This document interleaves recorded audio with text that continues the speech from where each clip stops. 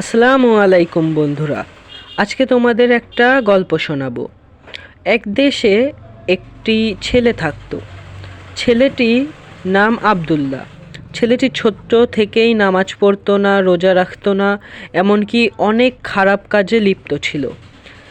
কিন্তু তার মা প্রতিদিন নামাজ শেষে তার জন্য দোয়া করত, যেন সে ইসলামের পথে ফিরে আসে, আল্লাহর পথে ফিরে আসে।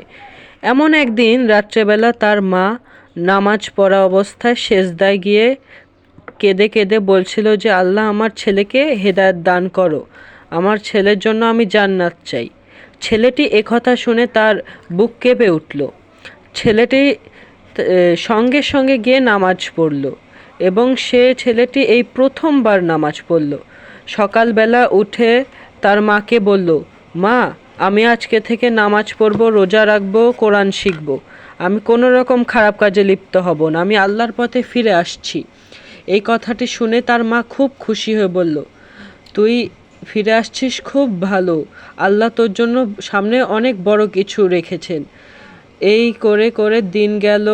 ছেলেটি কোরআন শিখলো, নামাজ পড়লো।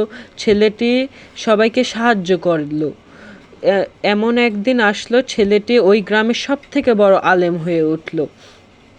বন্ধুরা, আমরা এই গল্পটি শুনে এটাই বুঝতে পারি যে আমরা যতই পাপ করি না কেন, কিন্তু যদি শুদ্ধ মন নিয়ে আল্লাহর কাছে তওবা করি, তাহলে আমরা যতই পাপ করি না কেন, আল্লাহ আমাদের তা মাফ করে দেবেন। সেজন্য আমরা সব সময় চেষ্টা করব ভালো কাজ করার। আমরা কোনো সময় কোনো খারাপ কাজ করব না।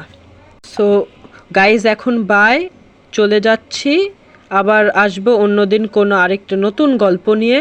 তোমরা লাইক, সাবস্ক্রাইব এবং শেয়ার করতে ভুলবে না। টাটা।